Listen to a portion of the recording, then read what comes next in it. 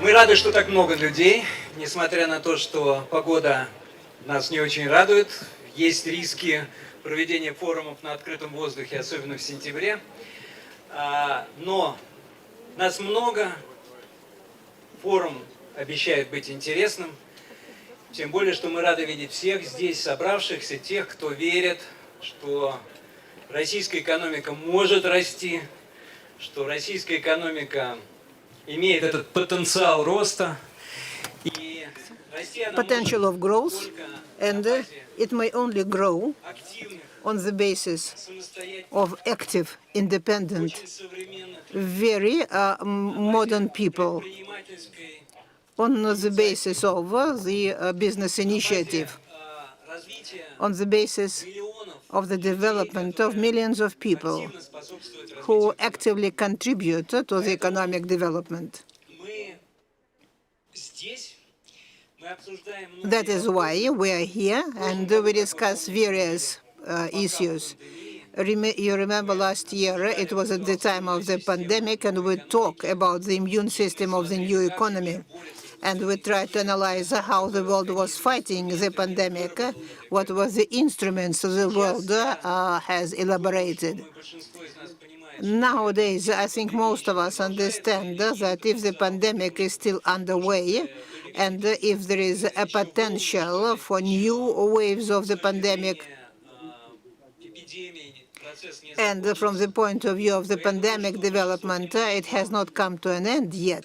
Still, most of us understand that the economic crisis at the time of the pandemic has come to an end, because the world has created mechanisms which are very effective in fighting the problems created by the pandemic,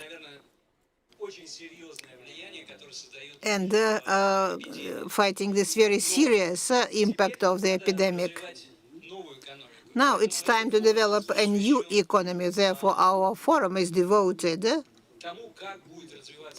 to the future of the economy, how it can develop, how it will develop, what will be the configuration of this new economy in the new period of the world development and development of the global economy. I hope that our discussion will be informal. We don't have any formalities, as you see so far.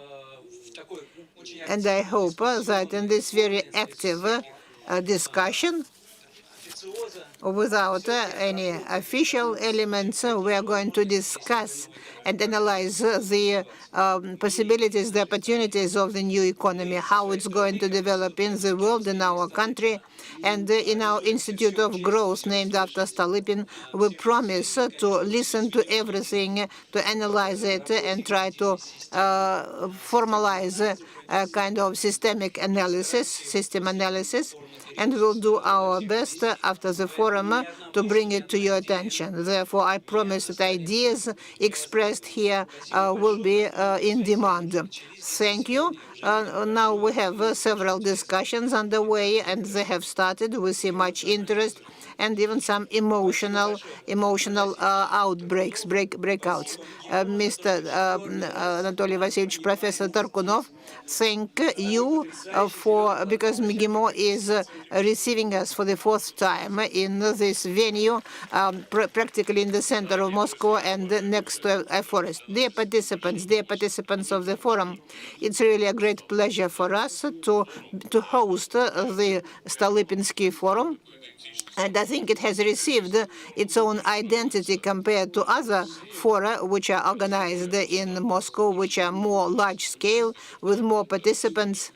But I believe that it's important that this forum is held not simply in Moscow, but on the campus of the university. And it's kind of camera-like in nature, and it's a great advantage, because then there is a possibility, an opportunity for many people participating, a chance to express their point of view without haste, without abiding by a very strict time limit, I think it's important because we must talk today, not just listen to the speakers speaking, people speaking from the rostrum, from the platform, but important to exchange opinions and to have a dialogue in all our discussions.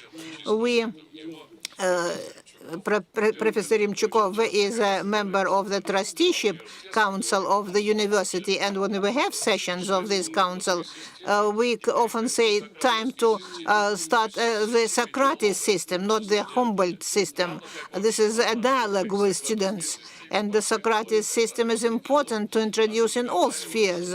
This is a dialogue is important. The need to come to agreements, think together how we are going to deal with questions and problems, to look for reasonable, acceptable solutions. And this field of economics, it's very important, of particular importance for this university, which on the one hand teaches political sciences on the one hand.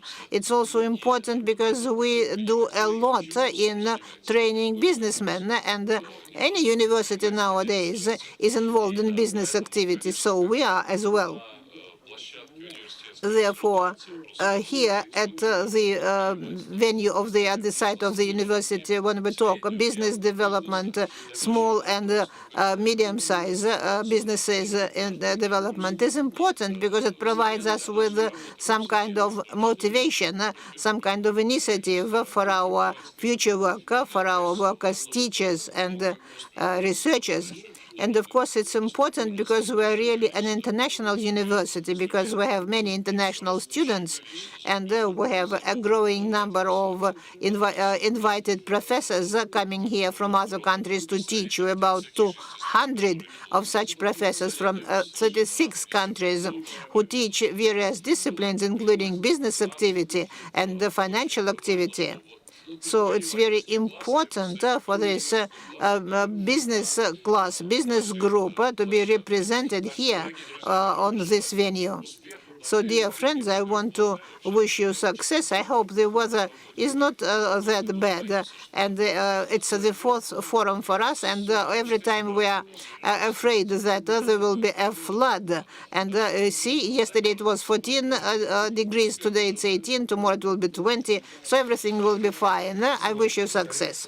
The floor is given to Dmitry Lelikov, Deputy Director of the Rostech Corporation. Our organizers have woken up, but I also wanted to make contribution about Rostech. You see, we have many large state companies. There are oil, gas companies, state companies, financial, huge banks, but one state company which deals in real business, machine building, with transport machine building, and a whole range of machines and machine building. And I think this is the most difficult activity, hard activity. And we are proud that one of the co-organizers of our forum for many years is the corporation, is the Rostech Corporation, Dmitry Yuryevich.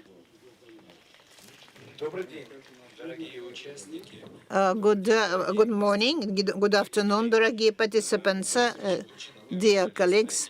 The moderator introduced our company in a very good manner. Rostech is really a developing and development corporation, a partner. And for us, supporting this forum is a logical step. In the first place, I would like to greet you here at the opening ceremony of the 4th Stolypinsky Forum. And in the years of this forum, it has earned the reputation as an interesting site for discussion, for active discussion.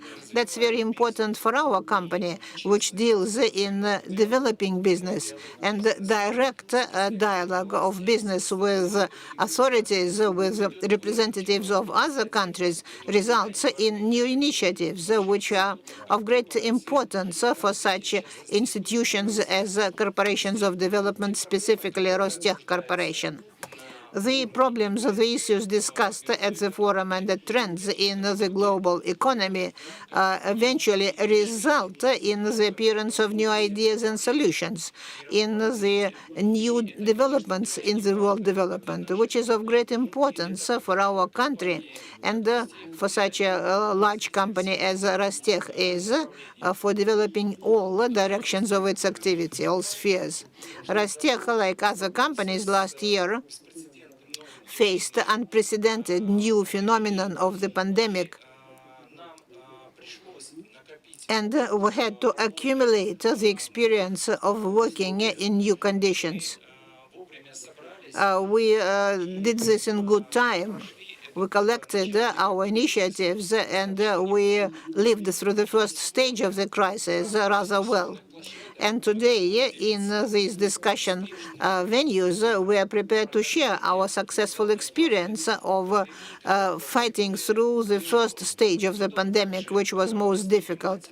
We are prepared also to listen to the experience of other companies, which is of great importance and interest to us. Maybe there are some things which we don't know, some things which we can discuss and borrow.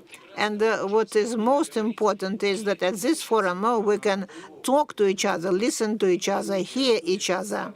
There will be many speakers at this forum. Many issues will be discussed and raised. In the first place, the influence of the pandemic on the economy, on the economics, and the activity of the businessmen in the new conditions, what they need to do in the new conditions at the time, which we describe as the post-COVID economy. This is a very interesting and important aspect because on the one hand, we have the necessary experience and we understand how to live through difficult periods. On the other hand, we see now new opportunities emerging. And in the new opportunity, with the new opportunities, we receive a new stimulus for development. Our company, Rostech, developed a line of products for the medical sphere. And in this way, we definitely helped many people, and we accumulated them ourselves the necessary experience of how to develop production in this sphere. But on the whole, in general, I agree with the previous speakers, and I believe that the main value of this forum is the ability to conduct this free discussion, the discussion of people who know their subject well, people who are interested in the results and the ideas of the forum. And this has helped to turn the forum into a gathering of a high reputation, and the results of the discussions are taken into account by our authorities. Dear friends, I wish you, may you have interesting meetings, good impressions, and wonderful results of your work. Thank you very much. Dear participants, the fourth Stolypinsky Forum, the post-COVID syndrome, the economy in a different way, is officially opened. Now thank the participants of the opening ceremony. We invite the speakers of the plenary discussion, the world economics, the post-COVID syndrome. Mr. Deripaska, the chairman of the trusteeship company of the free activity. Oleg Chikunkov, Minister of the Russian Federation for the Development of the Far East and the Arctic. Anatoly Terkunov, Director of the MGIMO. Matthias Shep, the chairman of the executive board of the Russian-German Chamber of Commerce. Alexei Remchukov, the editor-in-chief and the general director of the independent newspaper. In the first row, Mr. Seb Brandt, Director for Strategic Marketing of the Yandex companies, Professor of the High School of Economics, Evgeny Vinokurov, the Chief Economist of the Eurasian Bank of Development, the Eurasian Fund of Stabilization and Development. Look at the screen, please. Russia survived many economic reforms, but the most successful for people and for the experts are the reforms of Petr Stolypin. The main idea of his changes was private property, private initiative, and developing market relations. As a result of developing these reforms, it took only 5 years to achieve great results. The first place in the world in producing and exporting grain, the positive budget, the growth of industrial production, 258 increase in the expenses on education, also rising spending on the military in the military sphere. Russia has had managed at that time to approach the best economies in the world. Now we are on the threshold of new changes. The immune system of the global economics has been created with the new qualities. Major economic centers at the time of fighting the pandemic are testing new models of development. China is looking for society with a good level of well-being. Other countries are going to cut on their pollution. The United States is trying to start once again the economic development through developing the state debt. The new spiral of inflation started, and we are waiting for the revolution in the world sphere of electricity, and looking forward for the introduction of the artificial intelligence. Russia needs good recipes of accelerated development, because at the time of the pandemic, the economic development slowed down. The world is on the threshold on the new economic balance. What will be the places taken by the countries, including Russia, depend on the effective development of the strategies aimed for the future. So what is the future of our economy does depend on the concerted actions of all the countries trying to avoid politicization in economic decision. So the fourth Stolypin Forum, Post-Covid syndrome, a different economic format.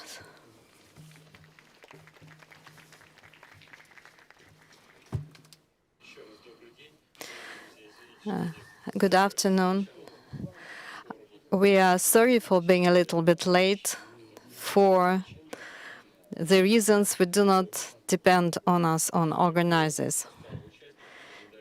So I expect that this discussion today will be very interesting, because we have outstanding experts present here. So we have 2 hours of discussion, and it should result in building a multidimensional economic picture. So I'd like to ask the speakers to highlight the trends which do exist in the global economy disregarding the pandemic, and highlight the qualitative changes that have taken place because of the COVID. So you should say whether these changes are triggered by the COVID. And we should understand that finances are a very important component. Everybody talks about it. I've just looked through the latest figures. The growth of government debt to GDP is 23% in Canada and Japan, 21 in the USA, and 17 in Italy. So in average, the figure is about 28% of the proportion of the debt to GDP for the G7. So you see, it's just an injection of money into the economy.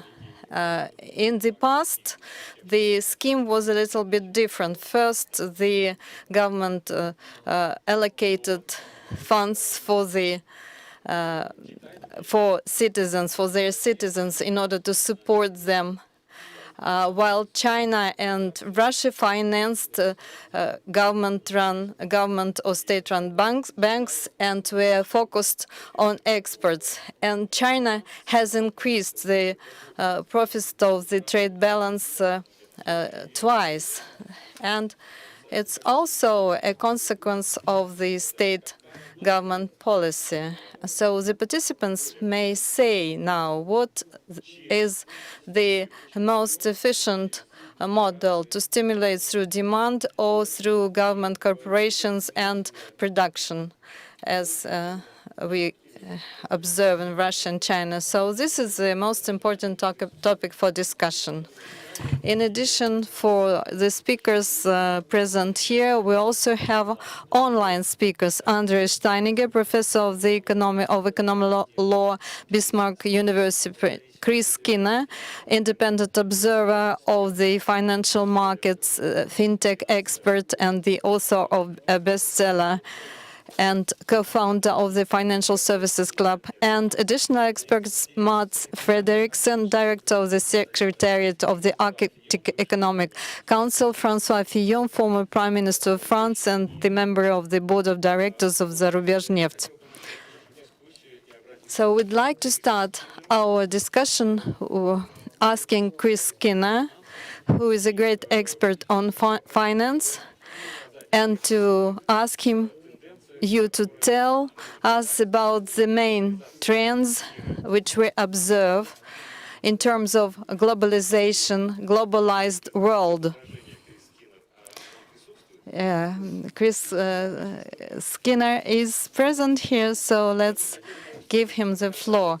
Could you talk, please, about globalization, digitalization in the financial sector, and what the world can expect from these trends in future?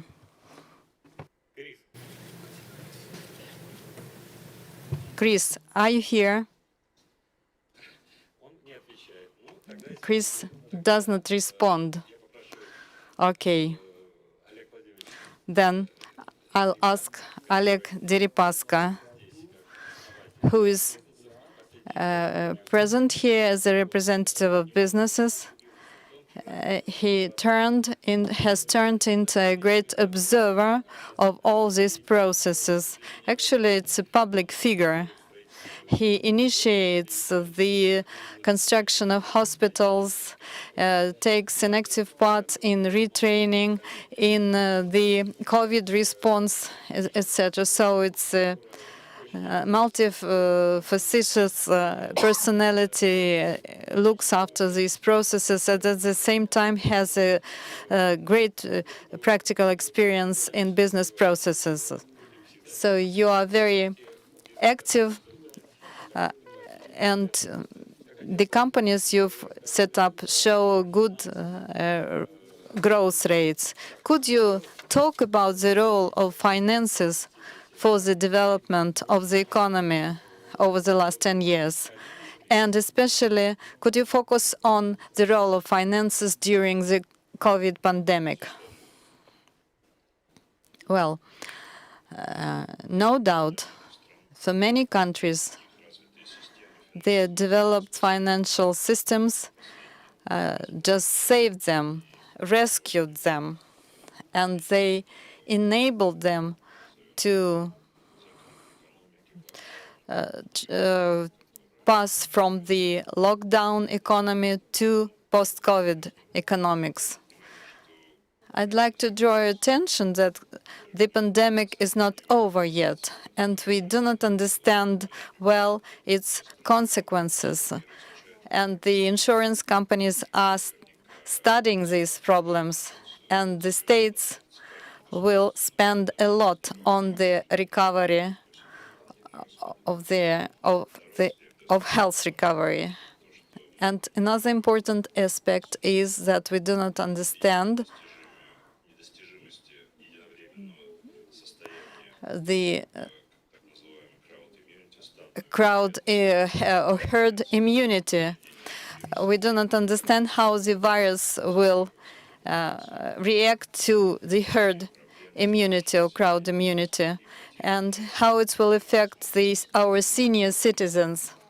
Now I can see that people are not wearing masks. That means they have been all vaccinated, but we understand that still we are losing our older generation, and it's really a very big problem, and we need to resolve it.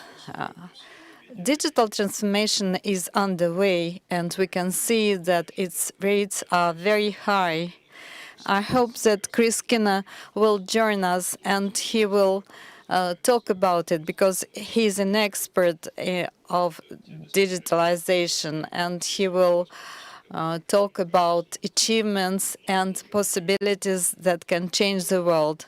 But we understand that the world will be different, because people now do not ignore their footprint on environment. Before, they just did not think about it. For example, China, over the last 15 years, just burned carbon from 1 million ton to 6 million tons. And now half of the emissions account for Chinese economy.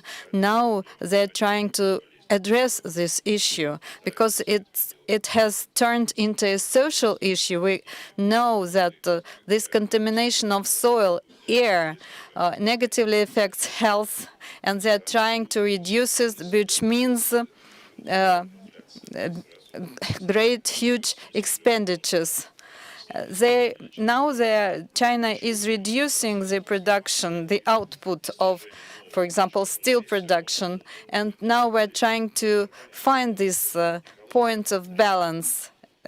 But everybody is well aware that environment requires solutions, green solutions. So what will be the basis for new energy sector? I do not believe in a quick growth of renewable energy that will enable us to get rid of coal or gas. Well, we can get rid of coal, but not of gas. Only renewable energy is its development is a rather long process, and it's very costly, and we need to develop competences in this area, and we need new transportation decisions. Yes, of course, we need new solutions, for example, hydrogen energy solutions that would have a negative balance for environment, and we need to change the consumption patterns. We cannot only consume and emit. We have to abandon some patterns. Now we're talking about the stimulation of consumption, and it is the wrong way. We need to achieve the balance, and we need to implement a new energy strategy, nuclear energy and moderate consumption. The second issue is regionalization of countries, and the newest trends show what's going on. For example, in Afghanistan, other countries think very seriously about this situation, and we do not understand what is the direction of the movement. For example, the European project will undergo serious changes and reform. We'll see a new situation in Europe, and the elections will show it. New leaders will arise after elections. And for Russia, all these changes present new opportunities. We have to evaluate what will happen to our key eastern neighbor. China may transform very quickly from a panda to a strong and dragon who would change the balance of forces in the world. And we understand that unification of China and its focus on creating a single state with Hong Kong, and now it's being projected to Taiwan, and it's an absolutely different situation in the Pacific region. So in terms of the regional policies, as we have not managed to create a global system, regional policies will be of more importance. And Russia needs, in this regard, independent sovereign finance. President Putin said that he is more involved in public activities, not because he wants it, but our economy has been developing since the 90s on the following principle. We are joining the global economy. We do not develop our own institutions. We do not have a stock market. We do not have agencies that are really needed for sovereign economy. And yes, we have a regulator, but it has not created the tools which are needed for a sovereign economy. Yes, we now can state that our economy is not a sovereign one, and we need to address this issue. We have here present deputies or candidate to deputies, and it's the only body that can control or oversee the activities of the central bank. And without a really independent central bank, we cannot change the situation for the better. I must say that we have a very good government now. They are very responsible. They are technical experts.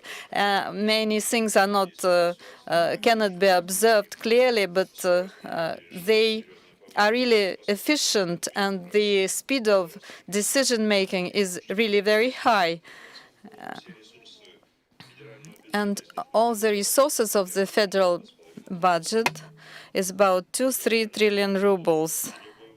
This the amount that can be mobilized. And if the Ministry of Finance resorts to private financial markets, the resources become much more expensive.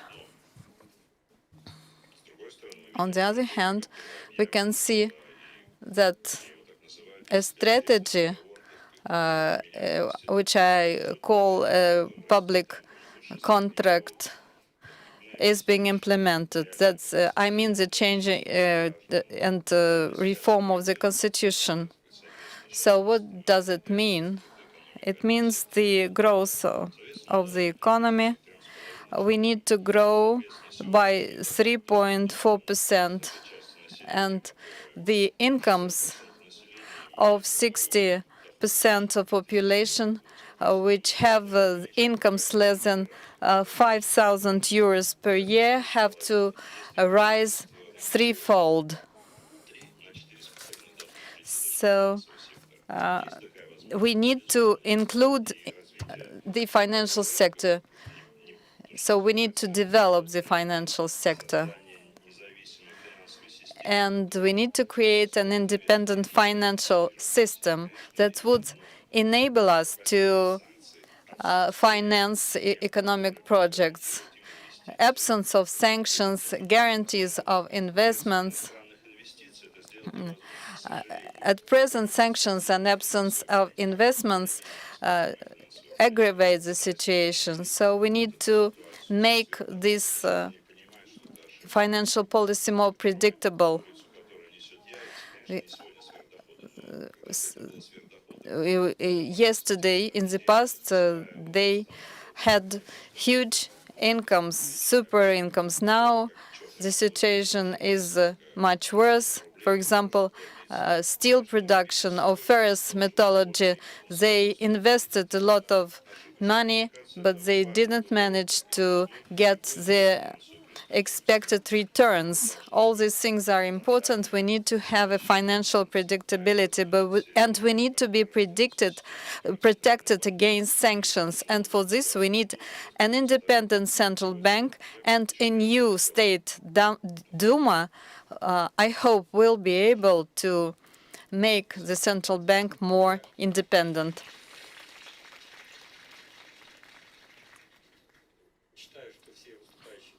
Okay. The time limit for each speaker is 10 minutes, and then we'll have a discussion.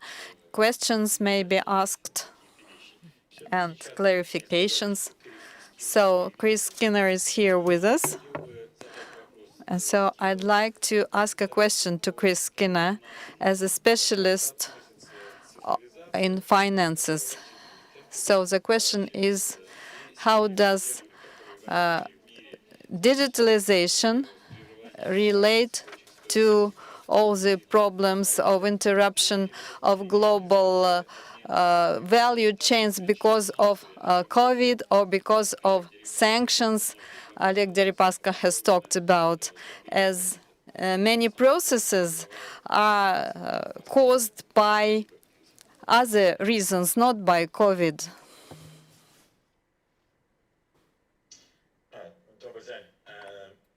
Thank you for inviting me to speak. It's interesting times, always, in that we live in a period of change, and the only constant that we have is change.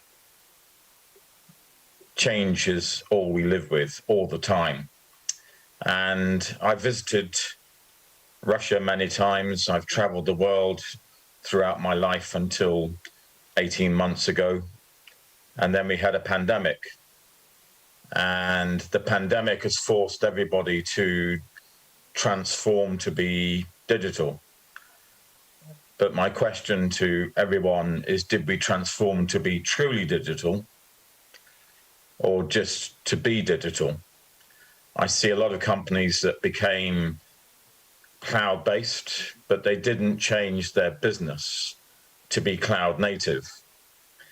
And it's a little bit like the discussion between digital natives and digital immigrants.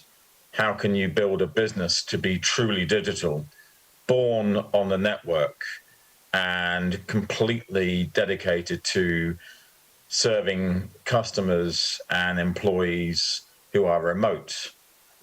And that is what we've been forced to deliver in the last 18 months. In discussions with companies, say that the business model you need to build for today is a business model where your customers are on Mars, your headquarters is on the moon, and your employees are on Earth. Because that might as well be the business that we have today, just that we haven't built that business model.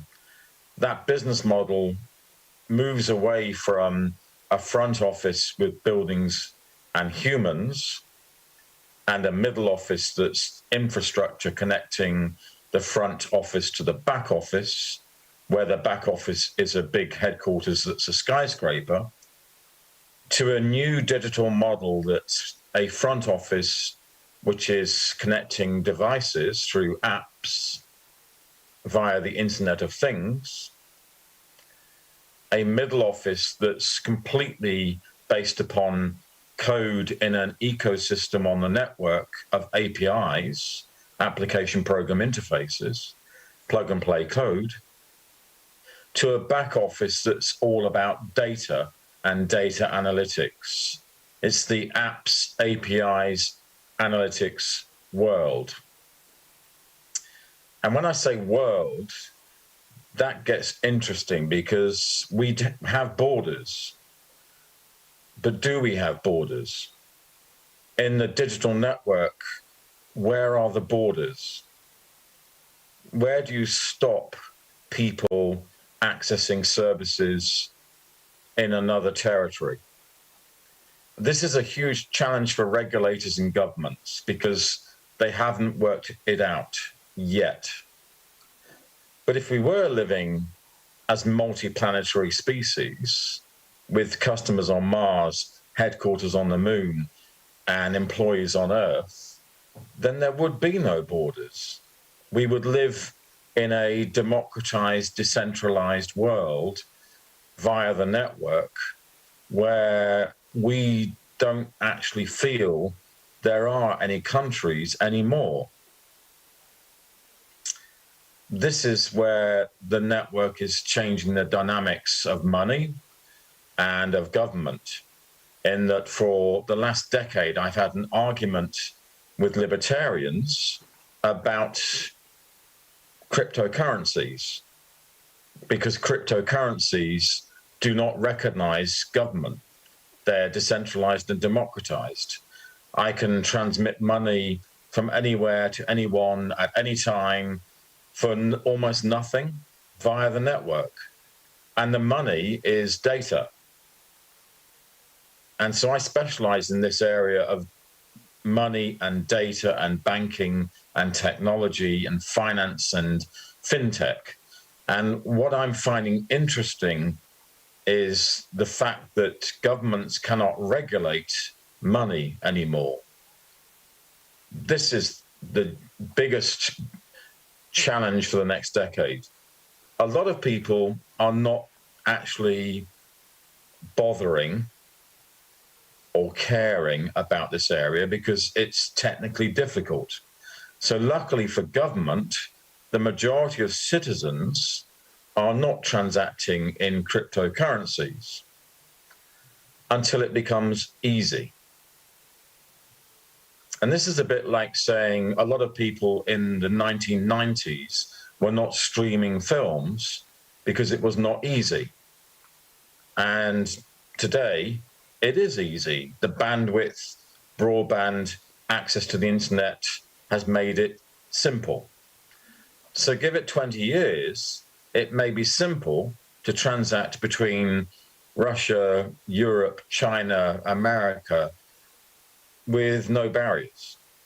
And that's the challenge for the governments of the world, to say, if we lose the oversight, the regulation of the financial system, how do we deal with this? But there's another thing that's in play, which I think is really important, which is we have a lot more transparency of the network. So we can see a lot more of what's going on around the world if we want to find out. And equally, we have, because of that, many more people who are active in demanding change. Now, you may say an active consumer is irrelevant, but because of the network, it's not just one active consumer, it's millions. You may say that millions of active consumers are irrelevant, but they influence investors. And there are now many activist investors who are awake to what is happening on the network of change. And so my other theme for the next decade is that we will find a movement towards stakeholder capitalism. And this is a marriage, in my view, between the economics of Russia and communistic views of the past and America and capitalistic views of the past. The American model of economics is completely dead because it depended on shareholder capitalism and a focus upon you make a profit as long as it's legal and you don't care about anything else. The history in Russia and other parts of the world is you have to look after the people and the citizens, and you have to make it an equalitarian model where everyone is included. And where we're moving to, and this is driven by the network and digital transparency and democratization through the network, is stakeholder capitalism, where we care as much about citizens and community and society as we do about shareholders. Employees and customers become just as important as investors. It's already been driven and arising during the last decade, but now it's front and center that stakeholder capitalism is the way of the future, driven by the network of people, because people no longer trust or accept governments or corporations or banks or politicians. What they accept is the network of the voice that they hear. And that voice is democratized and decentralized as is money and finance and the world. And maybe when we do end up as a multi-planetary society with customers on Mars, headquarters on the moon, and employees on Earth, we will realize that borders don't exist, money doesn't exist. It's only data that exists and data that unites us. And I could talk about that for hours. And maybe you may think my speech raises lots of questions, and I'll be happy to take them as we move through the panel. So thank you for your introduction, and it's great to be joining you virtually as we all do these days. Спасибо, спасибо, Крис. Очень интересно. Особенно ваши размышления. Thank you, Chris, especially your ideas about stakeholders. In our country, in the past 2 decades, we challenged the type of capitalism in our country is that this is the capitalism of stakeholders. And we need the capitalism of shareholders, because we look at the financial market as the place where there is a change of owners. When the company drops, you buy its shares and brew in new directors. So these stakeholders of capitalism plus cross-holding of enterprises, for us, we believe that is a break. It slows down. And you raised an interesting question that this will be a new phenomenon, stakeholder capitalism. So later on, when we move to questions, I will ask you to elaborate on that issue and your belief that the capitalism of stakeholders has the future. Now I would like to give the floor to Alexei Chekunkov, Minister of the Russian Federation for the Development of the Far East and the Arctic, because I think this is the most interesting, one of the most interesting subjects, like in childhood when we watched the Two Captains film. But the idea of involving in the economic activity new resources located in these regions is of great interest for our country, because introducing these areas and these resources into the economy of our country will be a great incentive for the development of the whole of Russia. Therefore, I would like to listen to your views, what you want to share with us about the ecology, sustainable development, overcoming territorial disproportions. You're welcome. Thank you, dear friends. First of all, I feel great responsibility addressing the panel with the name of Pyotr Stolypin behind me, because for us in the Far East, this name is of great importance, and we're quite often criticized that he provided more land and the growth rate was higher. So he set very high qualities for us. So for us, it's a very, very interesting subject. And we people work at kind of at the frontier of our country, the largest in the world, and we face the main changes, both in the atmosphere of the front activity. I will move from the general statements to the specific activity and describe to you the influence on our frontier territory. Excuse me for sounding trite sometimes, but some ideas are quite obvious. First, climate change, which we cannot change. We will have to adapt. Second, technology change. Here we can influence it, but not to a great degree. We should specifically choose the point of application of our effort. The third, which Mr. Deripaska mentioned, change of the social contract and the relations between an individual and the state. I'll start with the climate change. First, climate change is a scientific fact. People continue to argue on the subject whether the Earth is warming or cooling. I will speak with the responsibility as a person who deals with emergency and eliminating the consequences of emergencies. I can tell you sometimes it's simply terrible information when the rivers rise. And from China we're expecting awfully dark and dirty waters, the waste from the Chinese farms, from Chinese enterprises, and all this polluted water is going to reach us, and we need to protect the territory of 2,000 kilometers, and this is a very weak chain.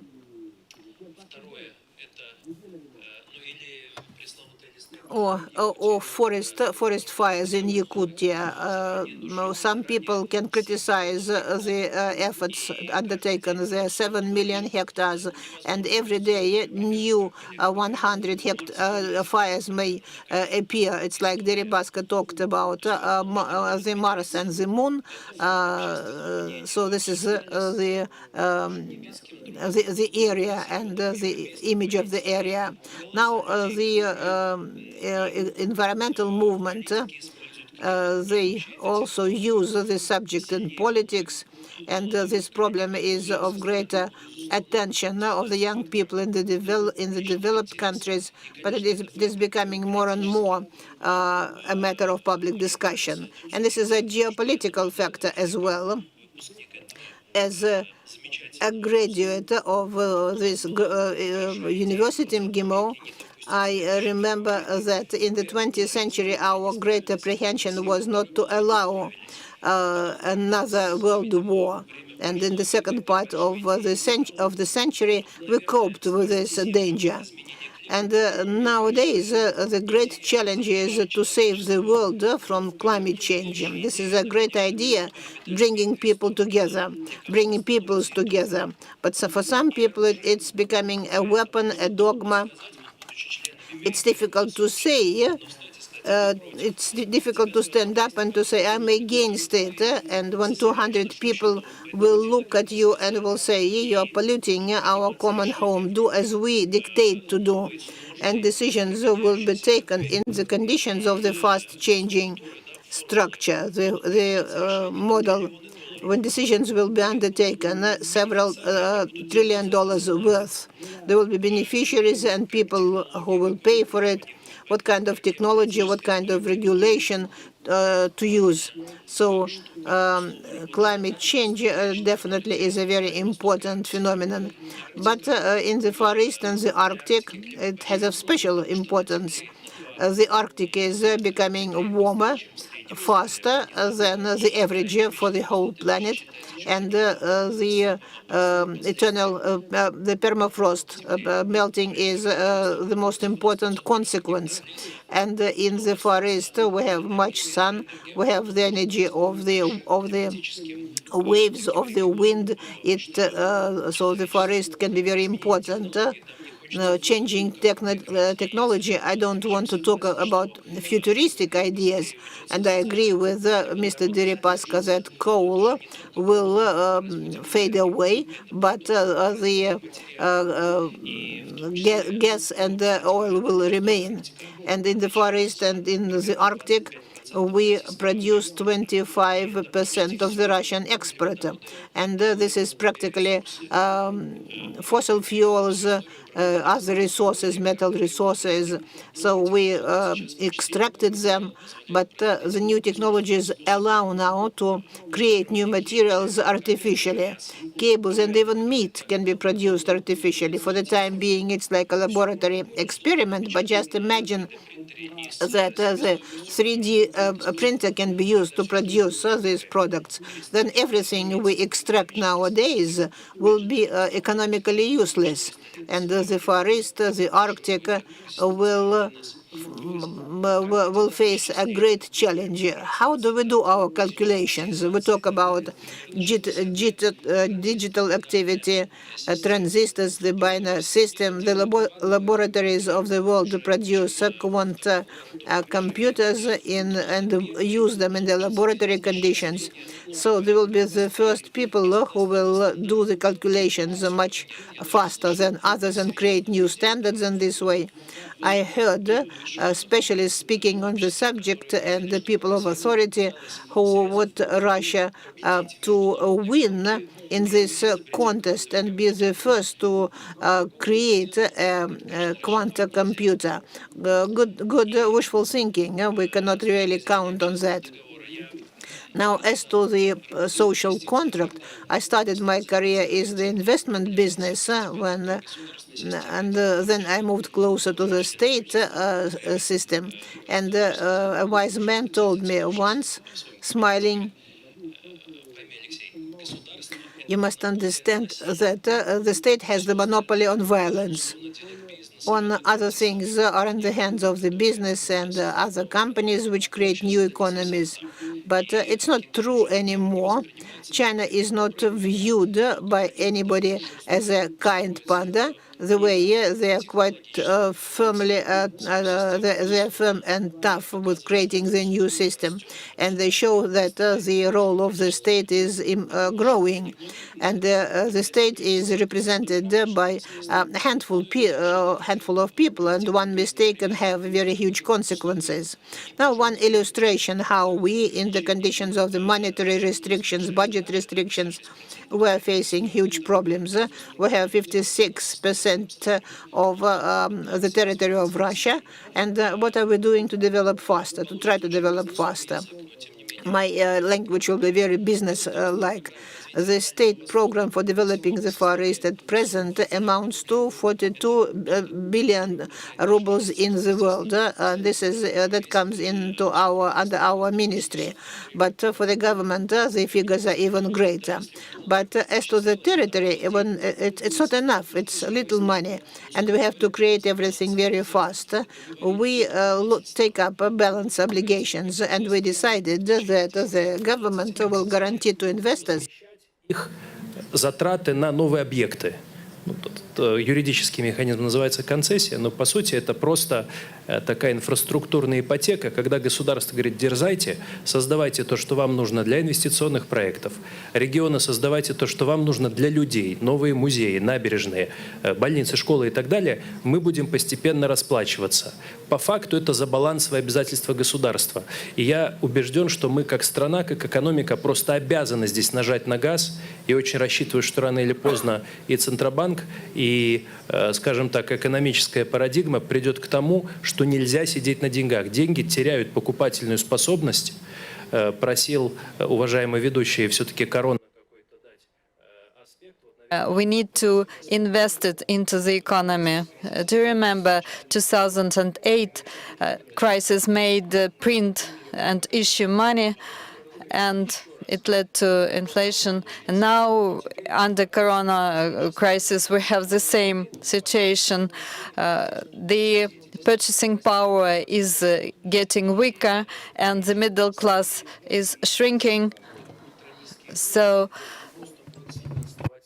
поэтому все инструменты задействовать, так сказать, балансовые и забалансовые для развития – наша святая обязанность. А так, спасибо большое за крайне интересную kinds of resources. Thank you very much for the interesting discussion.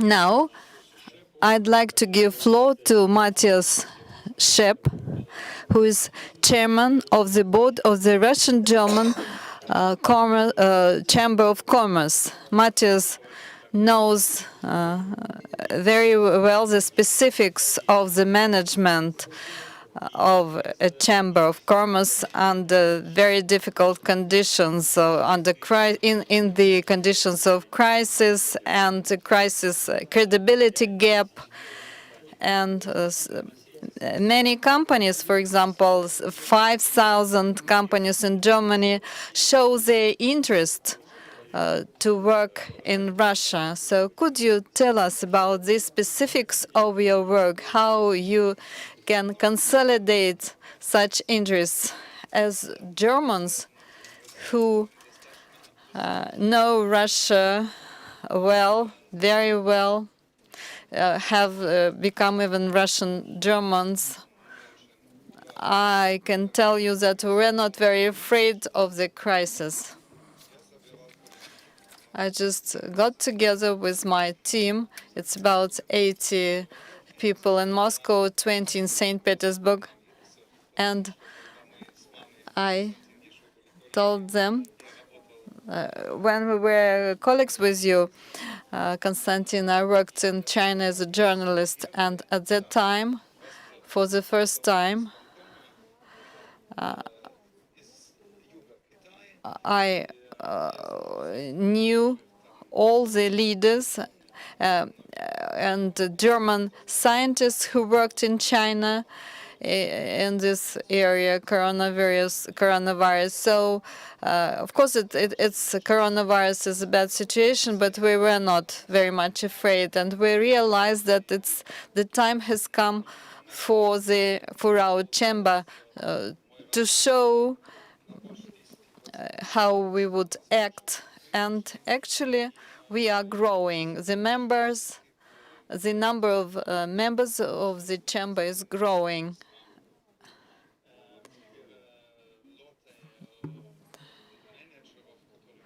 A lot of managers work in Russia. If I can give you some figures, recent figures, the German Federal Bank is not shows that there are no direct investments in German investments in Russia. And it rose to 1.6 billion euros over the last 6 months. So actually, the German business is very actively involved in the Russian market, and it is very promising for Russia. And what are our forecasts for the next year? Only 3% of companies are going to sack employees, and 40% are going to hire more people, more employees. And last year, during the pandemic, our companies did not fire their employees. So what is the critical aspect? We must admit honestly that the hopes that the pandemic will pull us together, unfortunately, these hopes were or are an illusion. Science, including science in Russia, gave as a present to humanity more than 10 vaccines that are really very efficient. Can we imagine the situation if we did not have such a vaccine? Let's look at the situation in China when they had SARS pandemic. One of the 4 sick persons died. But SARS was not that contagious as COVID. So if we have SARS-3, when 25% will die, 25% of the infected people, you can realize how many deaths we'll have. So now we have very good, very efficient vaccines. 3 or 4 were developed by Russia. And what do we get from politicians, from politics? The situation when they say vaccination, for example, the society, the public at large says vaccination does not concern me. It's an absolutely irresponsible behavior. What about politicians? Every country has been pursuing its own interests. For example, Russia, Germany. I represent Germany here as the chairman of the board of the Chamber of Commerce and representative of German businesses in Russia. Even we cannot come to terms about a very simple thing in 2021. We cannot For example, say, dear German citizens of Western Europe, if you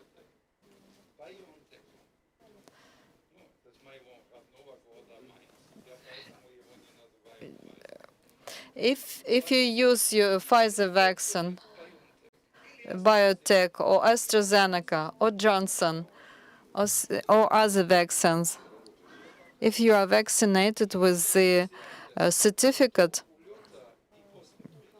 then why do we need this quarantine lockdown before and after departure and arrival? We should say, please move around. And the same thing, if we cannot say the same thing in Germany, if you come from Russia and you've been vaccinated by Sputnik or other Russian vaccines and you've got the certificate, please come to us. We're glad that you have come to our country. We cannot do it at present. It's a very sad thing. And as a business representative here in Russia, all these things are paid for by the businesses. Of course, businesses appreciate and acknowledge the financial rescue package. It's good, but still, on the other hand, as a representative of a business community, I'd like to make some comments. The business is not allowed to move around the countries. There are restrictions for movements. For example, German tourists went to Mallorca, to Spain, about 600. And they came back with COVID. Russia, about 2 million people went to Turkey, and again they came back with COVID. So it is allowed. Tourist flows are allowed, and they are not. And the movement of businessmen is not allowed. So we have to agree about this issue.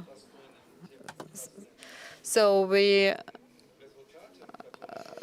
really appreciate high scientific and research outcomes, but in terms of policies, we are not very satisfied. But the work is being done, and I hope that we'll be able to agree about it, and everything will be fine in future. Thank you very much. Now, I'd like to give floor to former Prime Minister of France, François Fillon, and I'd like to ask him to talk about the new alternative energy sources and share his views on the energy sector in general. So could you please talk about alternative and traditional energy sources? The floor is yours, Mr. Former Prime Minister. Thank you so much. I'm really very pleased to participate in such a forum where I'd like to be present physically in order to good afternoon to my friend Boris Titov. I'm really not a specialist in just ex-former specialist in policies, in general policies. I'd like to tell you additional word regarding the current post-COVID economic situation regarding the energy sector. I think that we will see a world economic recovery in a very strong way. It will be very strong, as it will be really very big recovery connected to the past. As we have forecast the economic recovery for 2021 around 100% in 2022, the economic recovery will be really very strong. And the economy will progress as for an easy reason, as the population worldwide will increase. And the COVID crisis stopped and long way the world economy, but at the same time we see a new phenomenon regarding the world population growth, and that's why this impact will have an access to a new advanced way of living, new energy sources in comparison with the actual state. And the second reason making us optimistic, despite the world population growth, the digitalization of the world economy as a two phenomena will result in transformations and investments in order to ensure these transformations. And I'd like to urge you and to draw your attention to the fact that there are three pending risks over this world economic recovery. The first one, the pandemic issue itself. Has it stopped or not yet? There is a lot of specialists, people who think that it will last for a long time, it will reduce, and taking into account these limitations, there are also a few scientific experts and specialists in their own organizations speaking about the pandemic propagation worldwide. They think that in my opinion, it needs very large international cooperation for the prevention and also in the sphere of the battle against this pandemic.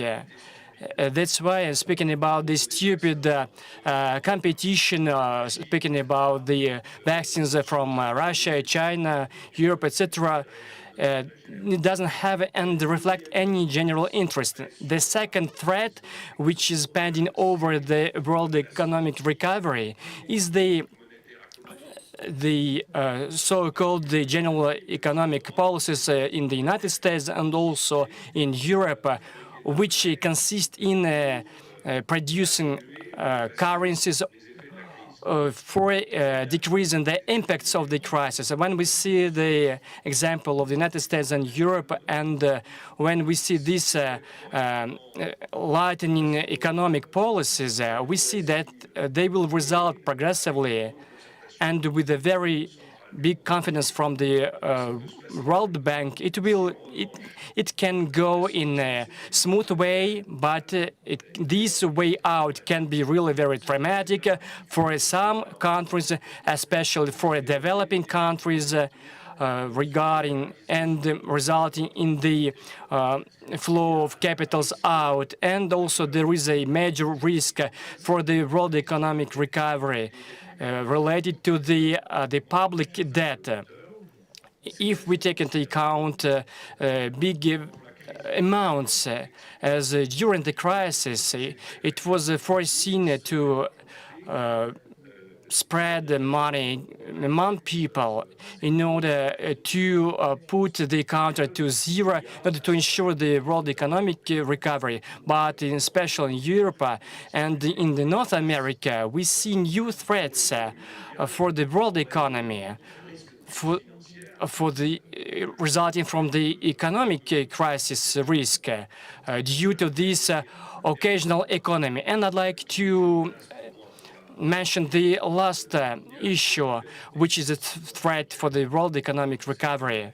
I'm speaking about the competition, the first one, American one, which is really a danger for us, and it can have consequences for the world trade, commerce, for the quality of international exchanges, and also have more dramatic effects. Now I'd like to come back to the energy issue. Me personally, I think that the energetical transition requires, as I said before, and also as your minister responsible for the development of the Russian Far East and the Arctic, it requires that all the governments should say and should pronounce why. First, in order to ensure this energy transition, we are not so mature for the moment, as it's not accessible for the old world economies, all the countries.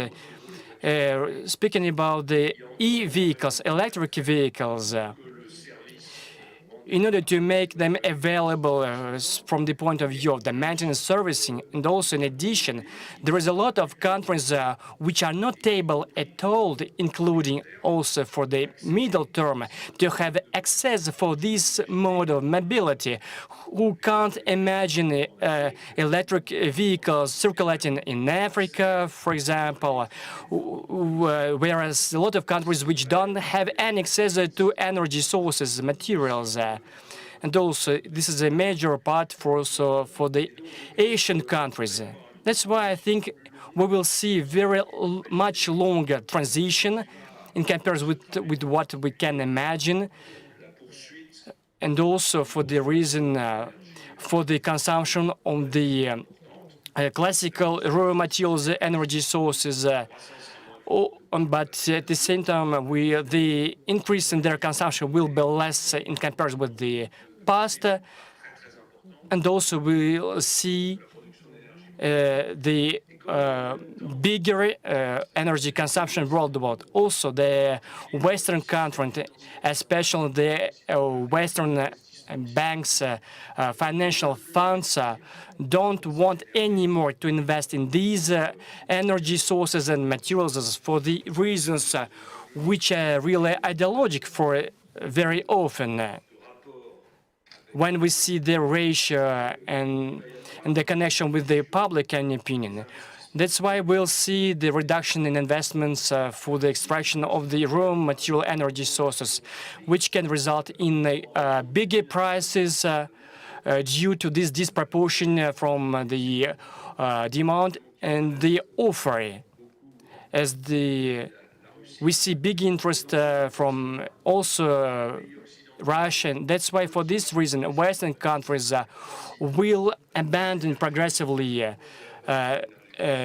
these classical fuel consumption. That's why I think Russia will participate and should participate in a more large manner in this activity, and that's why the cooperation and also the back to the cooperation between Russia and the West is really fundamental, as it represents a really major part for the independence and also the economic European recovery, speaking about these new energy sources, and thanks to the role that can be applied by Russia.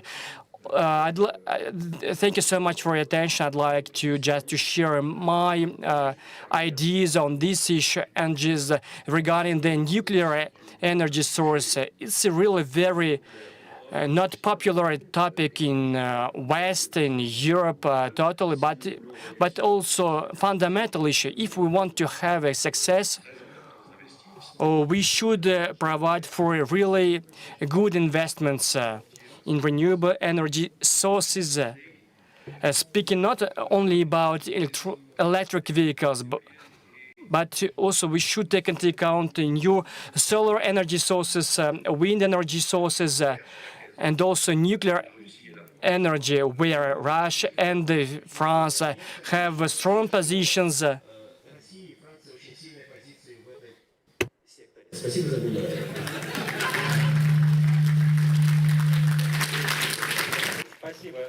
Thank you very much, Mr. Fillon. It was very interesting to listen to you. You have touched upon very important and interesting topics we've spoken about. Now I'd like to give floor to Anatoly Turkunov, GMO rector, and to talk about the system of higher education adapting to COVID pandemic conditions. Thank you very much. I think that our speakers have raised very interesting questions, and maybe we need time to ask questions. For example, Konstantin made comments on some issues for example, society, relations between society, state, etc. And Chris touched upon a very important issue, that the government can lose its function of control related to printing money. It's actually a global challenge. And I've got an impression, maybe you also have this impression, that the pandemic, instead of making us come together, despite all a great number of international organizations, has led to a surge of national egoism, egocentrism, and rich and poor divide. We know what's going on in Africa, in poor countries, in Africa or in Afghanistan. Can we imagine what is going on in terms of the pandemic in Afghanistan? We just even can imagine it. It's just one of the examples. I also would like to comment the talk by our German friend. We are really very glad to hear that German businessmen are very interested in cooperation with Russia, despite all these difficulties and sanctions. And I've just remembered that one of the greatest German citizens, or Germans who served in Russia, talking about Russia and about its bright future, said that it will have a very secure future because Russia can cope with any difficulties because Russia is directed by God itself. Well, on the other hand, of course, we can hope for God's help, but we can act. We must act ourselves. Another interesting trend I'd like to talk about relates to environmental and social well-being. The term ESG is a key term, both in Europe and in other continents, for example, in China. And it's important for our public and corporate sector. It has become very clear during the pandemic, as it highlighted the traditional scale of values. It's evident that environmental and social prosperity or well-being is converted in very harsh processes into energy shift challenges to reporting ESG reporting.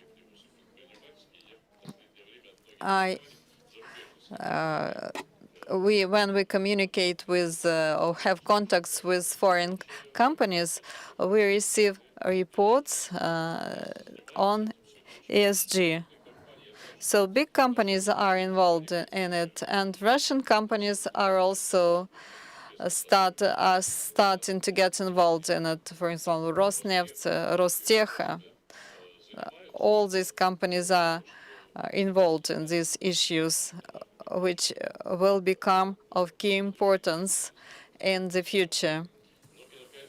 And speaking about education, I'd like to say that a lot has been revised in the educational area. It's not just banal digitalization or banal education.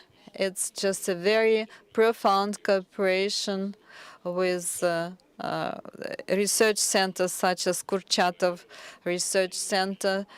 We signed an agreement in programming and software. It's not just the issue of how to use big data. It's how to make big data part of our life and how to make an analysis of big data, which relates to big politics, to regional policies. And of course, we need to develop these kind of competences. and it will be transformed in line with the with digital transformation. So, and the university is responsible for this, for for developing the skills. There are some disputes in this area. Even televised debates touched upon these differences. Some colleagues say that schools should study what is of great interest for a student, and what is not, it should be left out. And for me, it's a great surprise, because I work in the area of international relation and the manager of a high school manager. I know that those knowledge, the knowledge we received in school, now I can use it when we are confronted with the pandemic, and we can share this knowledge with the student. Maybe we can open new programs, new curricula that will explain what's going on in this area, because it's of topical interest. And the cooperation in this area is not that high, and monitoring stations are not numerous. Who will be involved in monitoring the situation? The experts, and international communication and cooperation in this area is needed. So I just can state that there is an interdisciplinary approach is getting of greater is getting more important, and there is synergy of knowledge to be able to confront the future. And another problem, security problem. For example, the Vienna Congress made it possible for living in peace for several decades in the 19th century.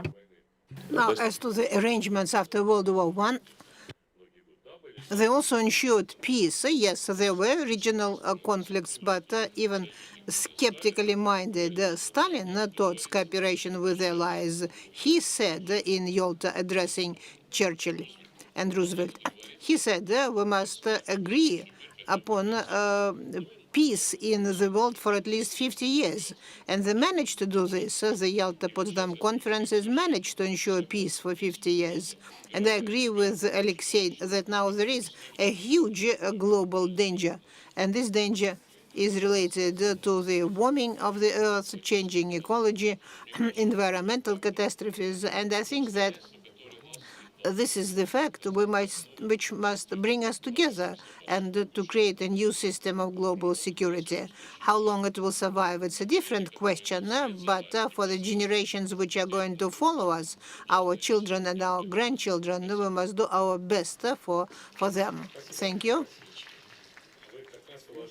Yes, you managed to not to break your time limit of 10 minutes with your brief introduction. Now I would like to give the floor to Andreas Steinger, a professor of economic law from the Bismarck University.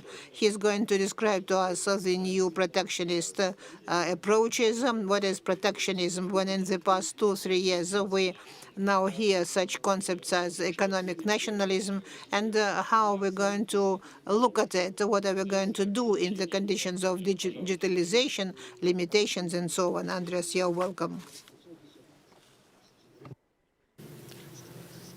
Уважаемый господин Ну и что? Это слышно, да? Я слышу. Закончить, говорит. Yes, we can hear you. Yes, we can hear you. Yes, we can hear you. Yes, we can hear you.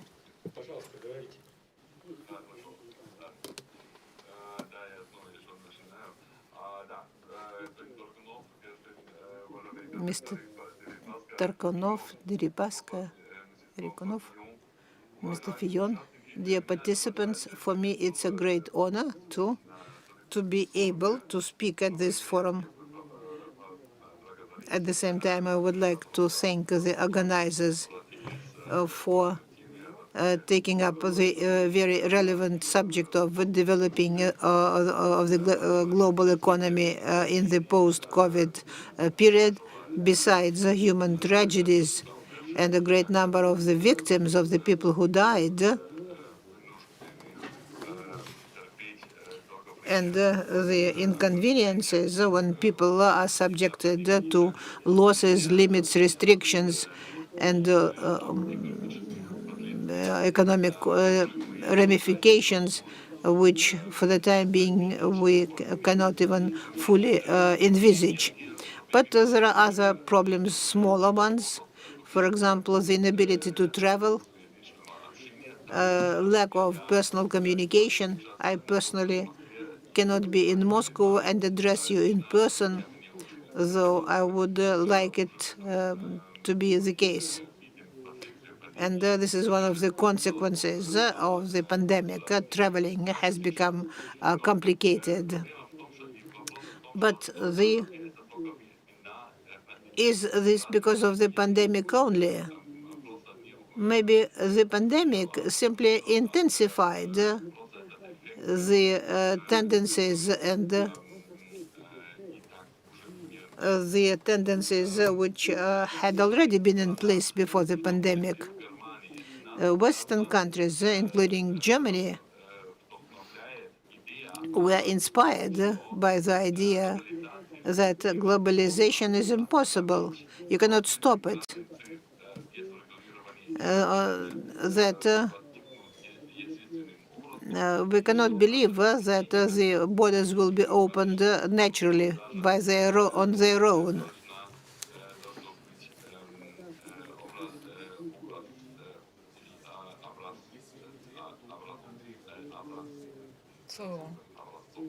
And this should happen naturally. Without political pressure, the pandemic has shown that the borders are not fading away. Even in Europe, the borders had to be closed during the first period of the pandemic, and the national conditions started to emerge.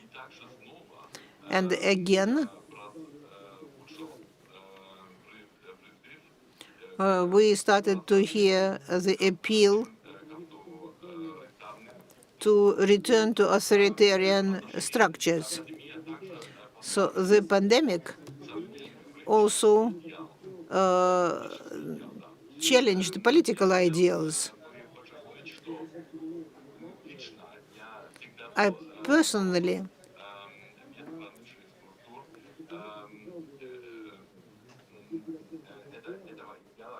have always supported the ideal which is sometimes called egalitarian, especially when we talk about United Europe, where borders fade away, there are no wars. But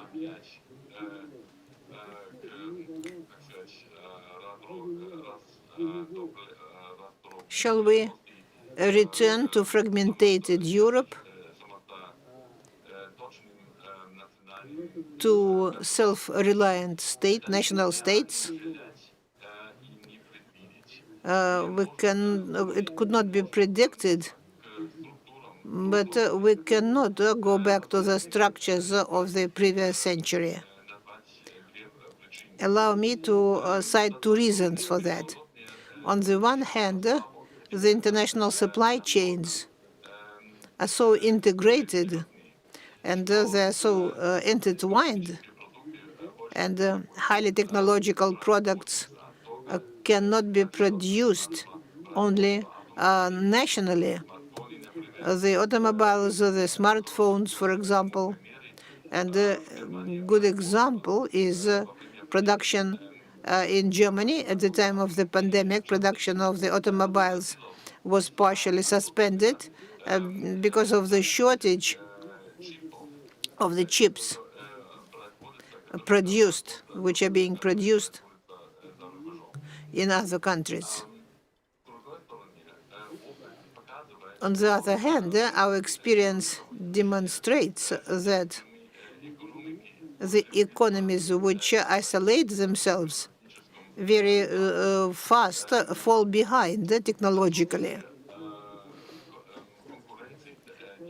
If there is no competition, then the life of the businessman is easier. It's more beneficial for them. But it does not promote the development. State subsidies do not promote innovations either. Taking this into view, we can say that the economic ties and interdependence are important and they remain in place despite the pandemic. But I want to emphasize that I am witnessing the fact that euphoria related to globalization is over. And pandemics of this kind have a destructive nature and a positive nature related to the appearance of some new phenomena. Last year, we mainly had meetings with the same audience, the same experts, the same people, and they used the same arguments and the same ideas. So there was a flow of ideas which did not add anything to our knowledge. Because of the huge number of discussions and meetings, there was no time for analysis, for thinking. I myself visited or participated in many meetings of this nature and had time to write my articles only at night. And could only think over my new plans only at night. The pandemic created this kind of flow, and new technical possibilities changed our lifestyles. And people looked for new channels of communication. And the people found such new channels of communication.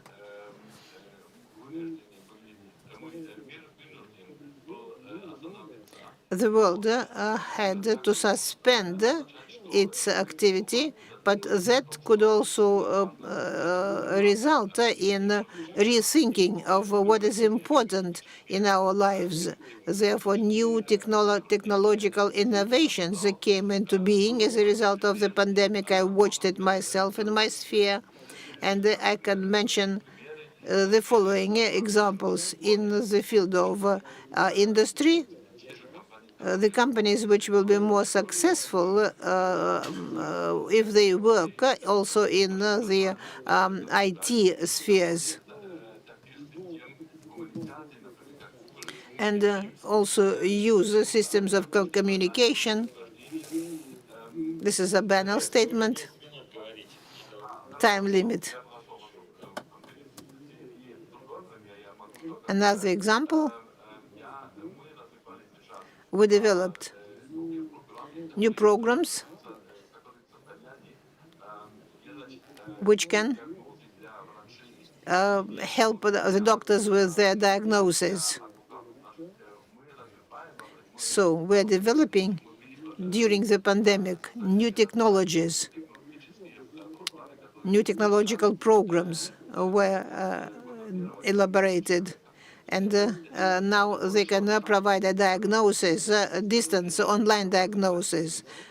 So, but for the pandemic, these innovations would have been impossible. So these are the positive results of the pandemic. I apologize for taking up more time. Now I would like to give the floor to Andrei Brandt, Director for Strategic Marketing, the Yandex company, and professor of the High School of Economics. He will talk about changing habits of people and also how technologies respond to these new habits.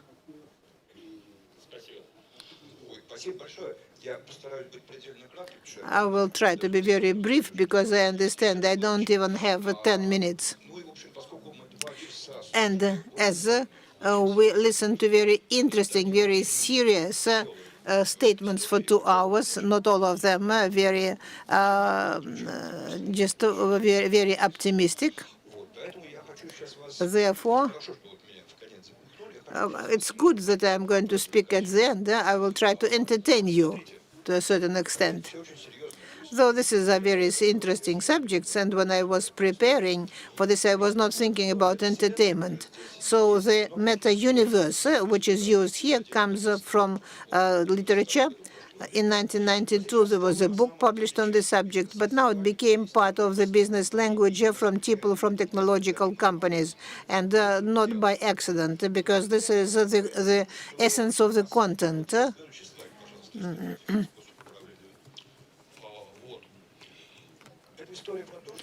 This is a story that we ourselves have not noticed something. When we think about environment and try to create products, we must understand that the world has changed. It's a different world. It has the material, physical nature, but also everything now has a very strong digital nature.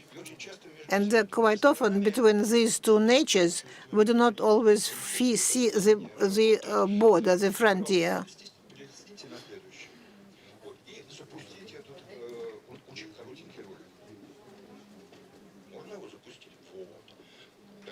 So this is the video. This is not our own film.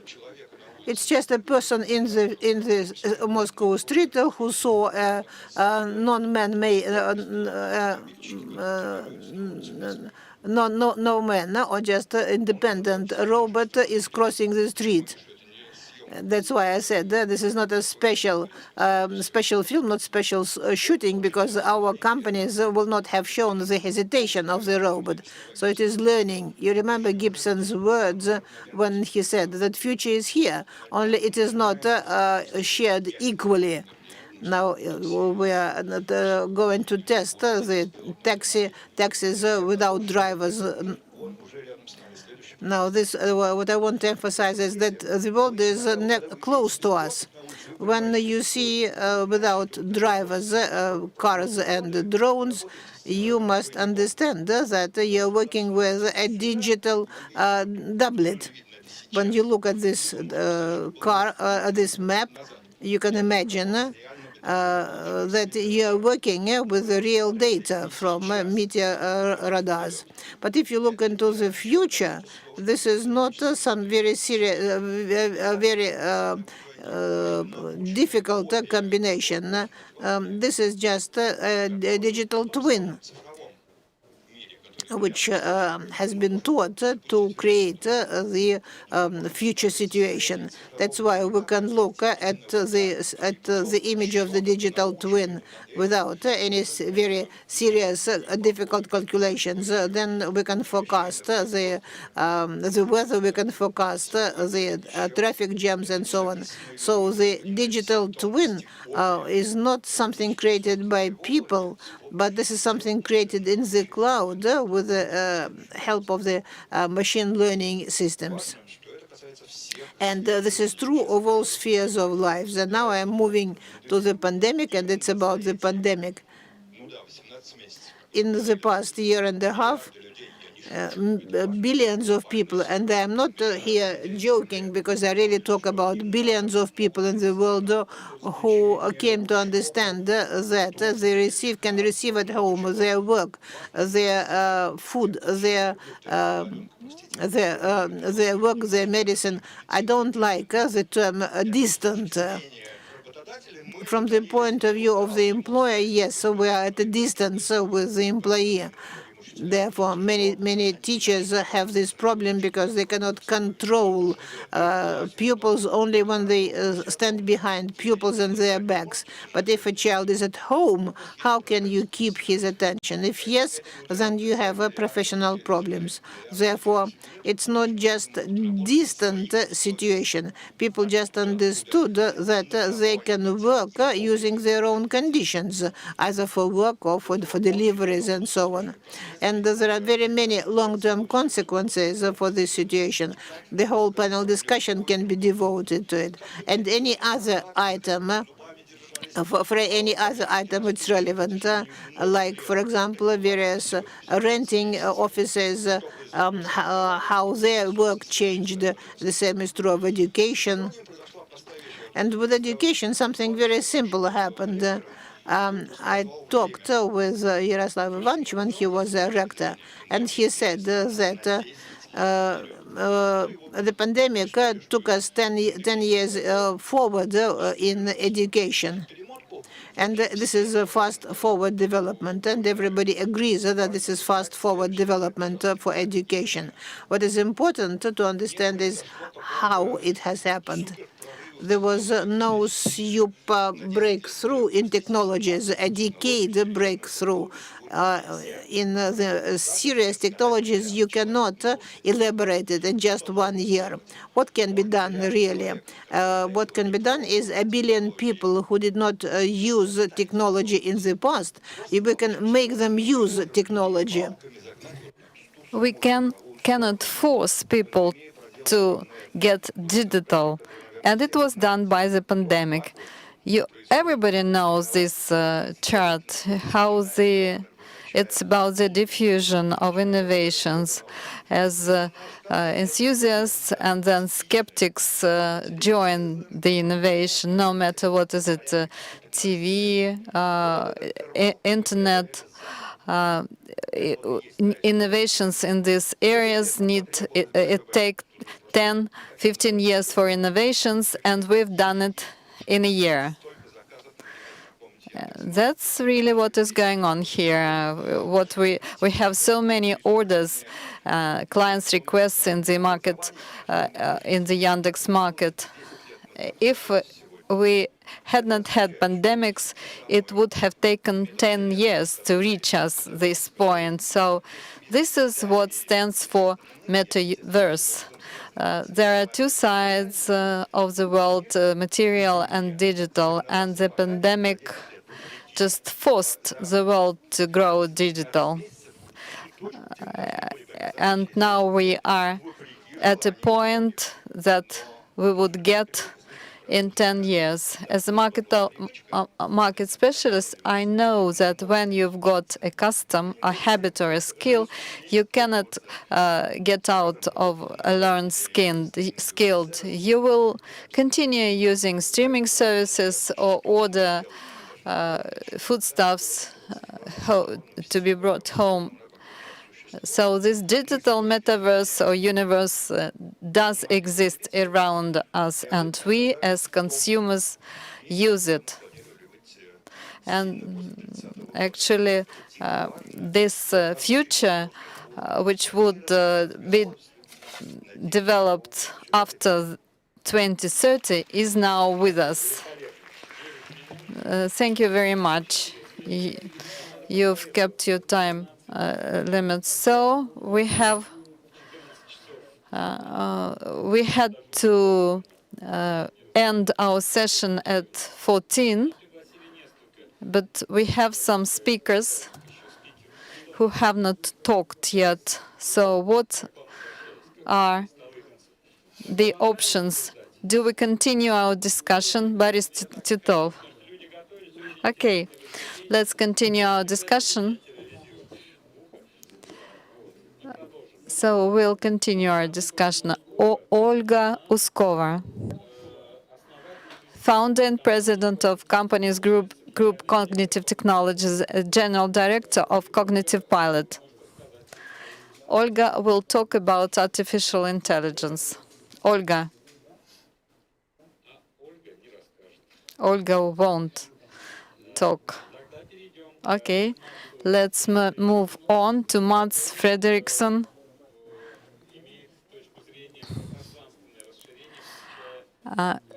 He'll talk about spacious expansion, including the Arctic. Mats, can you hear us? I'll try to be quick so you can fit with your time schedule. I will speak on the Arctic, as we already heard the minister speak about. And the Arctic is important in this post-pandemic world for many reasons. One is that it has a lot of the solutions to some of the issues we've heard about growing demographic. It has fish to feed the world. It has energy to power industries that we heard a lot of the speakers mention energy. And it has a lot of the raw materials we need to build satellites and batteries and so on. But the pandemic. So the title of this presentation or this lecture is the post-pandemic economy, and the pandemic really had a big impact on the Arctic. It's remote areas with very little state-of-the-art healthcare. It has demographic challenges with not too many people, an elderly population, small communities, and indigenous communities. Like Chris Skinner said, there's no borders, and these indigenous communities has for years traveled across borders. But it's also a region that is very much dependent on tourism, and people suddenly stop traveling, which has an effect on the economy. And it's also a region that is very dependent on seafood industry, and people suddenly stop going to restaurants. So the question is, how can we build back better out of this? How can we get out stronger from this in the Arctic region? So one area is connectivity. We already heard almost all the speakers speaking about connectivity and the giant steps that we have taken within this field, but there is a digital divide in the Arctic region. So we need more investments in connectivity.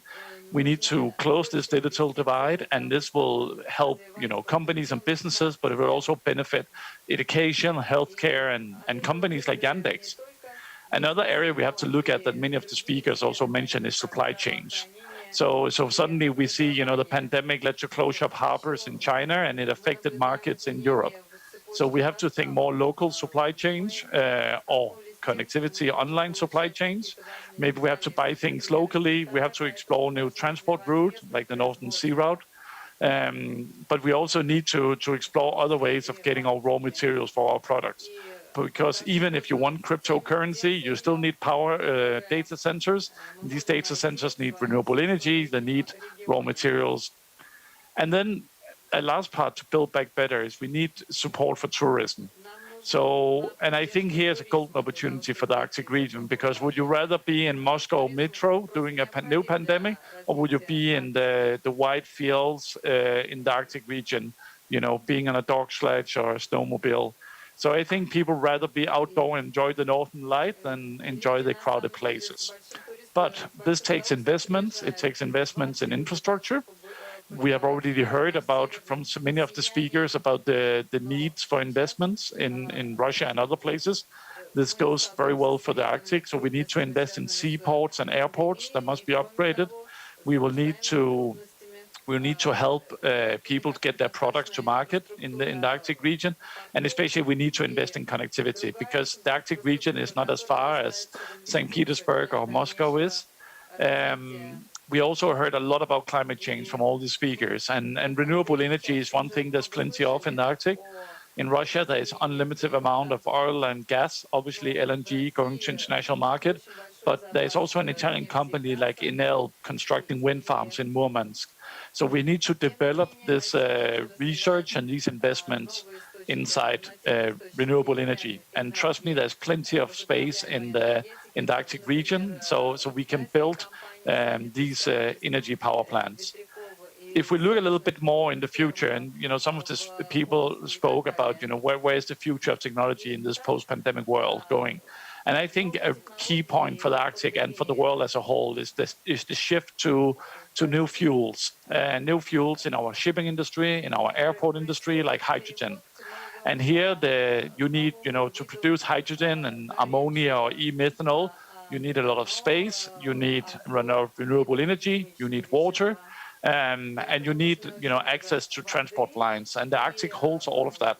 So I really think that this will transform the shipping industry. but it also transform the way that the investments will go. I think there will be more investments in hydrogen in the future. So my takeaway from this, and because I know we're running out of time, is that we should never let a crisis go to waste. There's a lot of investments around the world right now going into recovery. We just have to remember that we don't forget the Arctic region. So there's a tendency that these recovery packages only looks to the major cities, because then we end up with a double crisis. First a pandemic and then an economic crisis. We also need to invest in the people, of course. So if we go here in the end, just a little bit up in the helicopter. So I sit in the Arctic Economic Council, which is an independent pan-Arctic business organization chaired by Evgeny Ambrosov from Novatech. And what we do is we do our utmost to create better policies and framework conditions for companies and investors in the Arctic. And we really try to promote these opportunities that are here. So we heard from Matthias Schepp that there's a growing interest from Germany. We also have German companies as members. We have members from across the region. And I just think we have to start thinking internationally, but we also have to look to the Arctic as an area of opportunities. So I try to be very quick so we can get on with this, and thank you very much for your time.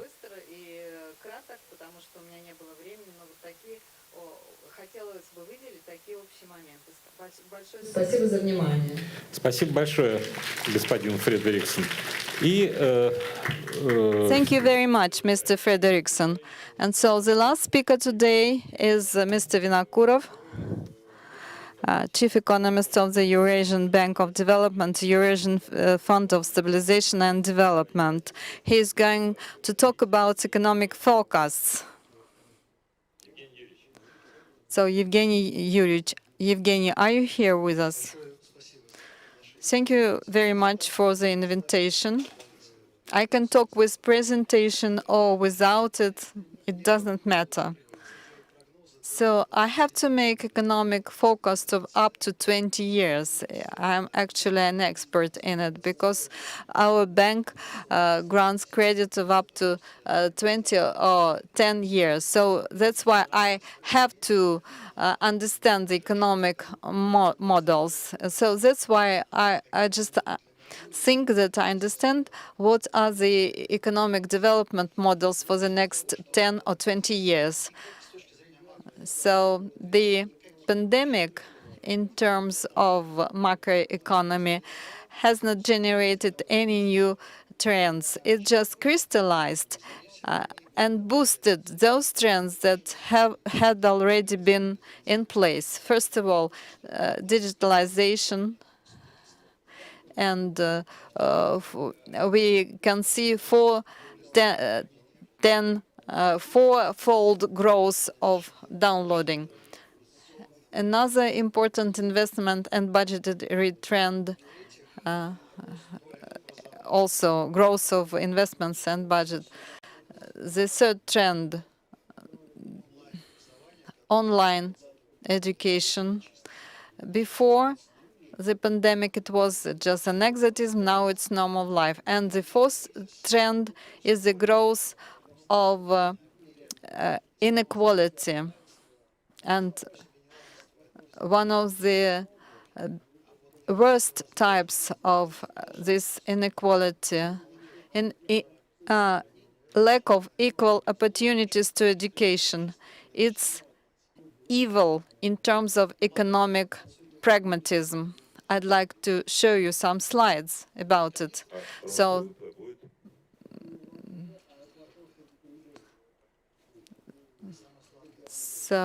I'll talk about GDP later. Green economy.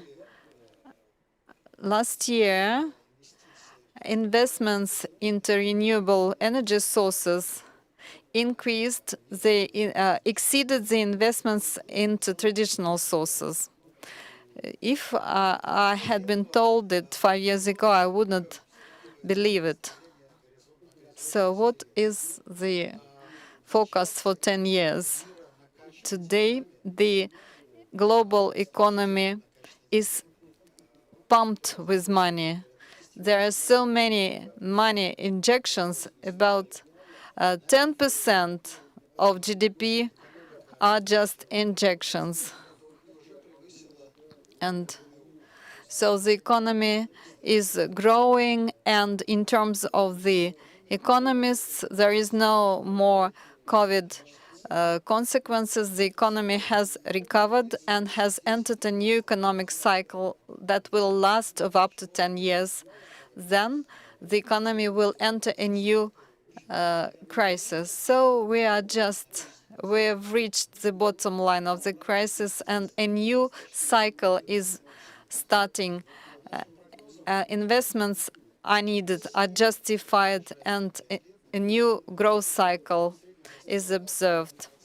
Next year, for several years, Russia will sustain 2.5% of growth annually. First of all, thanks to an investment factor. What will happen next? It's a big question. Several trends show that in the first half of the 20s is rather good. The second half of the 20s will be rather bad because the quantity has to be transformed into quality, but in terms of green economy. And it takes 7-10 years for this. So when the quantity will be transformed into quality, the demand for Russian hydrocarbons will drop. And the curve of demand and supply in terms of prices, oil prices, will show that even the drop of demand by 3% will make the prices falling. Also, we'll witness the confrontation of two giant countries, China and the United States. And this confrontation can be observed in the technological area, and it can be brought into the military area, and it will also hamper the global economic growth. So it means that the second half of the 20s will be much worse than the first half of it, because the first half is really good. And those businessmen who are here present in the hall, I can give you an advice. Please invest. It will be beneficial. It will generate returns. And the second half will be rather bad. So thank you for your attention. Okay, if you have if you'd like to make some comments just for a minute, you are welcome. Yes, it's a typical forecast. Everything is bad. Those who can should rescue.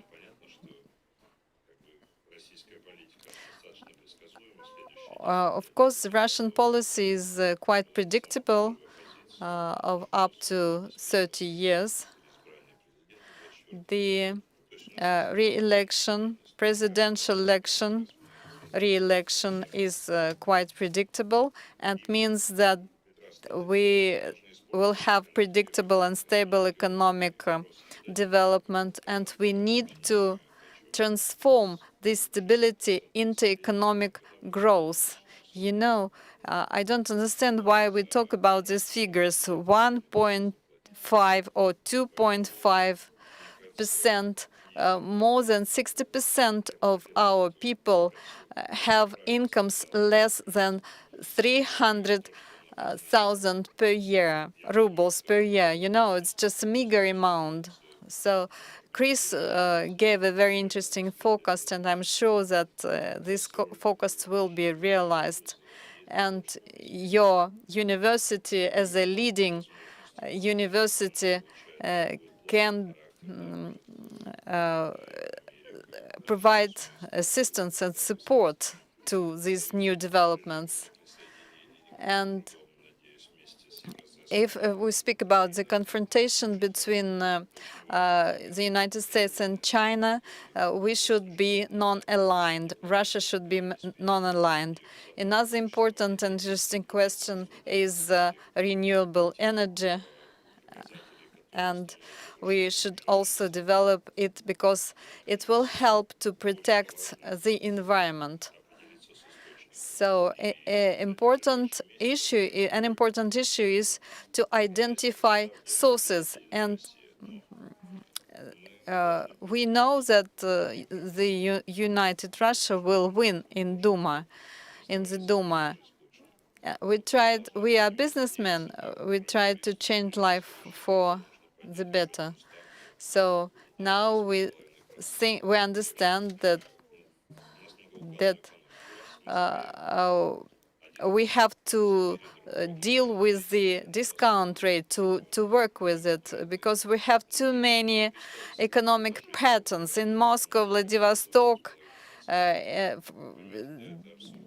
we have different economic patterns. For example, 8% of the interest rate, mortgage interest rate. If you offer this interest rate in Vladivostok, nobody will get interested in it. So we have to be more practical and pragmatic. As I said, that the economic growth is about 3% because we have disposable investment resources about instead of 3 trillion, we can have about 45 million in reality. The State Duma and FASA does not regulate it, and I hope it will regulate our digital economy, otherwise we will become slaves of Yandex and others.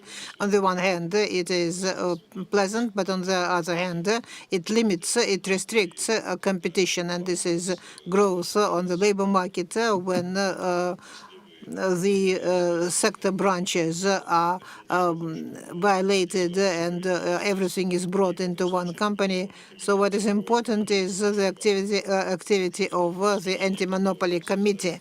And the changes which are happening, they don't look big enough, but they have far-reaching consequences. And as I said, we saw it very well, seeing the example of the state banks. So it was first a pleasant institute to support Russian business and to diversify proposals.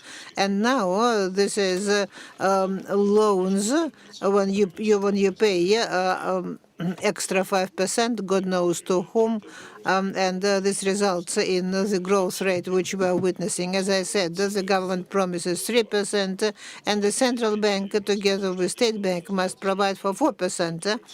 What is to be done is to change the mandate, which the central bank has in legislation. What should be introduced: the economic growth, investment capital, creating new jobs.